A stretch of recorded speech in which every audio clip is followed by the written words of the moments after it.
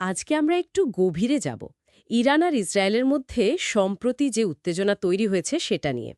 আমাদের হাতে একটা বেশ বিস্তারিত প্রতিবেদন আছে, ইরান ইসরায়েল সংঘাত একটি বিশ্লেষণ শিরোনামে। আমরা ওটার ওপর ভিত্তি করেই কথা বলবো। আচ্ছা, শুরুটা হয়েছিল মানে ১৩ জুন ২০২৫, তাই না?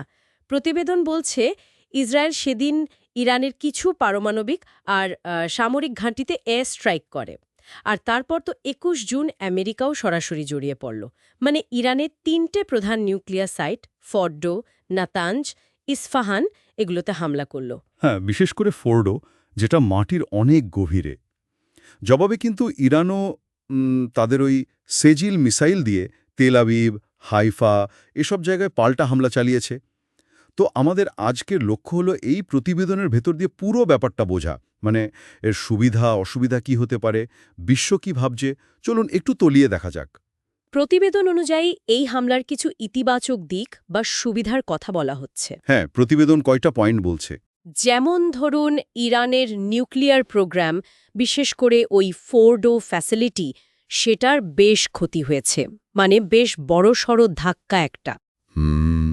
মার্কিন প্রেসিডেন্ট ট্রাম্প তো এটাকে বলছেন অসাধারণ সামরিক সাফল্য। তার ভাষ্যমতে ইরানের হাত থেকে বোমা কেড়ে নেওয়া হয়েছে। আচ্ছা। আরেকটা দিক হল আমেরিকা সরাসরি আশায় ইসরায়েলের সঙ্গে তাদের বোঝাপড়াটা, মানে জোটটা আরও পোক্ত হল। নেতানিয়াহু তো ট্রাম্পের প্রশংসাও করেছেন এর জন্য। ঠিক। আর ইরানের যে আঞ্চলিক প্রভাব, সেটার ওপরও একটা চাপ তৈরি হয়েছে। যেমন হিজবুল্লাহ কিন্তু এবার বেশ চুপচাপ, খেয়াল করেছেন? হ্যাঁ, এটা লক্ষ্য করার মতো। আর কেউ কেউ বলছেন, মানে প্রতিবেদনে যেমন ইঙ্গিত করা হয়েছে, এই চাপের মুখে হয়তো ইরান শেষমেশ আলোচনার টেবিলে আসতে পারে। ট্রাম্প নিজেও তো বলেছেন সরাসরি কথা বলতে চান। তবে প্রতিবেদনের অন্য পিঠটাও দেখতে হবে। ঝুঁকিগুলো কিন্তু বেশ মারাত্মক। সবচেয়ে বড় ভয় তো একটা আঞ্চলিক যুদ্ধের। অবশ্যই। ইরান তো প্রতিশোধ নেওয়ার হুমকি দিয়েছে, আর হরমুজ প্রণালী বন্ধ করার কথা উঠেছে। সেটা হলে তো বিশ্বজুড়ে তেলের বাজারে কি যে হবে। আর মানবিক সংকটের দিকটা, সেটাও খুব গুরুত্বপূর্ণ। প্রতিবেদনে উল্লেখ আছে ইসরায়েলে ইরানি মিসাইলে অন্তত ১০ জন আহত হয়েছেন। অন্যদিকে ইরানের রেড ক্রিসেন্ট বলছে ইসরায়েলি হামলায় নাকি তাদের হাসপাতাল, চিকিৎসা কেন্দ্র এগুলোরও ক্ষতি হয়েছে। আমেরিকার ভেতরের খবর কি? মানে ট্রাম্পের নিজের দেশে এই পদক্ষেপ নিয়ে কি প্রতিক্রিয়া? প্রতিবেদন কিছু বলছে? হ্যাঁ, বলছে। ট্রাম্প তো আসলে মধ্যপ্রাচ্যের অন্তহীন যুদ্ধ থামানোর কথা বলে ক্ষমতা এসেছিলেন, তাই না? ঠিক। এখন এই নতুন সংঘাতে জড়ানোয় তিনি কিন্তু নিজ দেশেই বেশ সমালোচিত হচ্ছেন। প্রতিবেদন একটা জনমত জরিপের কথা উল্লেখ করেছে, যেখানে প্রায় ৬০% আমেরিকানি এর বিপক্ষে। তার মানে রাজনৈতিকভাবে এটা বেশ ঝুঁকির। তা তো বটেই। আর অন্যদিকে ইরানে দেখুন, এই হামলাগুলো যেন তাদের আরও জেদি করে তুলেছে। প্রেসিডেন্ট মাসুদ পেজেকিয়ান নিজে তেহরানের বিক্ষোভে নেমেছেন।